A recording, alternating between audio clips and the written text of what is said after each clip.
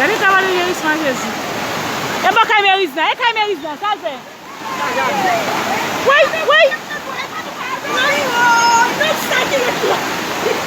Messi abre. Pidi dia. Nani mboke kaji. Nani mboke kaji. Aí vou acabar de dia Ismael. Isso que você na pedi, pode eu acho.